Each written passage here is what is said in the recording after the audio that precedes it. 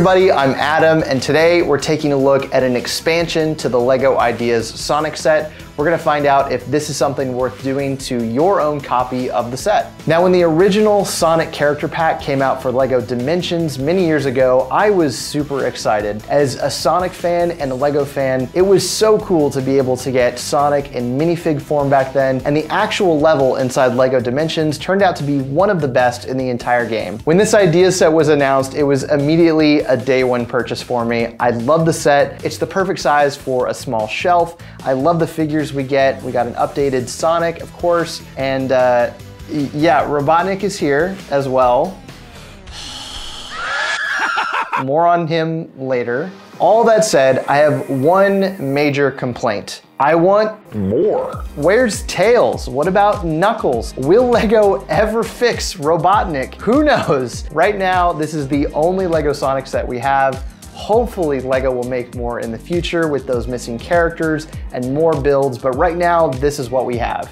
Thankfully, the fan designer of the original Ideas project, Toaster Girl, has created instructions for this custom expansion to the official set. I've put a link in the description to her page on Rebrickable, where you can download the instructions for free if this is something that you want to build yourself. Huge shout out to Toaster Girl for making this happen. This expansion uses parts from the official Ideas set, so if you want to build it yourself, the easiest way is to just get a second copy of the set. This expansion adds 4 additional modules and 3 additional enemies that you can add to the display. If you've built the official set before, you probably already know that you can rearrange each of the modules to make your own custom layout of Green Hill Zone. Having 4 additional modules really expands your options, along with allowing you to create a more authentic Green Hill Zone that's a lot closer to the actual game. Here's what the 4 new sections look like just by themselves. First up, you have this big ramp piece. This pink bit here is meant to represent the pink rocks in Green Hill Zone.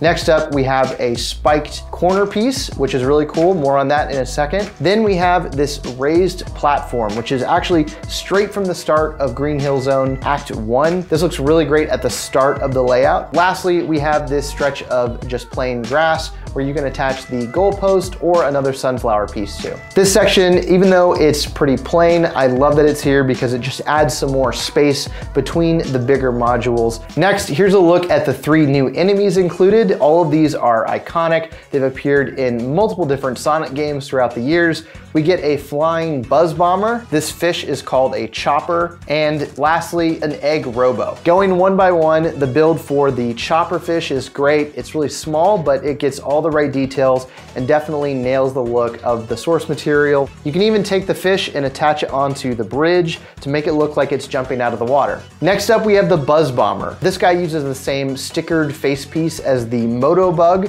from the official set. So if you want, you can swap out the expressions from that calm face to an angry one. Build-wise, this guy looks visually awesome, but I will say he's a lot more fragile than the others. His wings and stinger tend to come off pretty easily. But if you're setting this up as a display, that shouldn't be a problem, just something to keep in mind. If LEGO were going to release a follow-up to the set, it'd be great to get a stronger version of the Buzz Bomber included in that. But for the purpose of this expansion, it works great, and I'm really happy to have a flying enemy on the layout. Lastly, we have the Egg Robo. Now, I love this little guy. I think he's perfect. Such a fun little brick-built character, and it definitely captures the feel of the design from the games. The Egg Robos serve as the elite soldiers in Robotnik's army, so really cool to be able to get these guys. Now, he has the same articulation as Robotnik and a very similar design for the body. I do wish that he had a little bit more posability, but he looks great for a little brick-built character and definitely my favorite of the enemies that this expansion adds.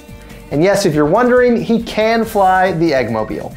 Toaster Girl also includes a few layout suggestion ideas. This is the horizontal combined layout with all of the modules in front of me, but we also have this corner piece here on the end, which lets us make something that looks like this. This is a really interesting variation where we have now a right angle instead of that straight horizontal. Personally, I prefer the straight horizontal layout because I feel like it's a little bit easier to display. But if you have a really specific thing in mind or a place in your house, maybe having it wrapped around a corner of a bookshelf or a desk, then that would be a really interesting way to display this. You can also obviously turn these around and invert it so that it's more of an inside corner as opposed to this outside corner design, which could also work if you want to put it inside of a bookshelf and want to have that inverted corner going into the back. Here are a few random layouts that I came up with. Let me know which one is your favorite.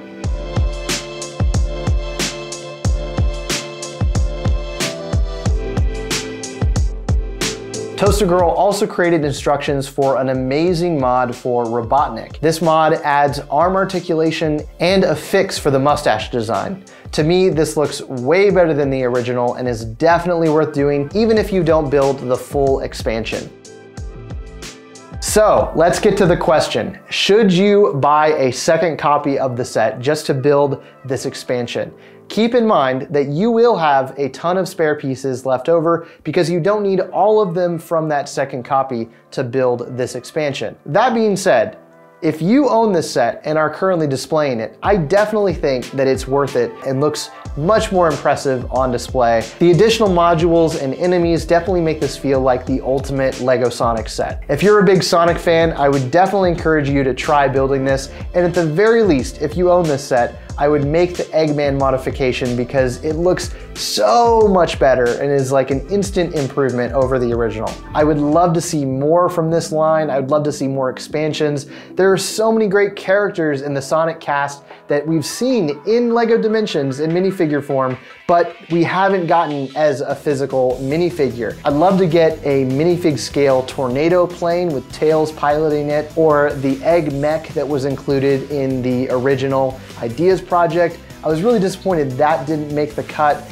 but the fact that LEGO even included the connectors on the end of the official set gives me hope that we're gonna get another one, hopefully someday. It'd be awesome to see another set based on Angel Island or Chemical Plant Zone or any of the other iconic Sonic levels or games. I think that'd be fantastic, as long as it's not an underwater level. That's about it for this review. Thank you so much for watching. Again, if you want to build this yourself, you can download the instructions for free down in the link in the description. While you're down there, leave a comment and let me know if this is something that you plan on doing or if you prefer the look of the original Ideas set. If you're new to the channel, please consider subscribing and I'll see you in the next one.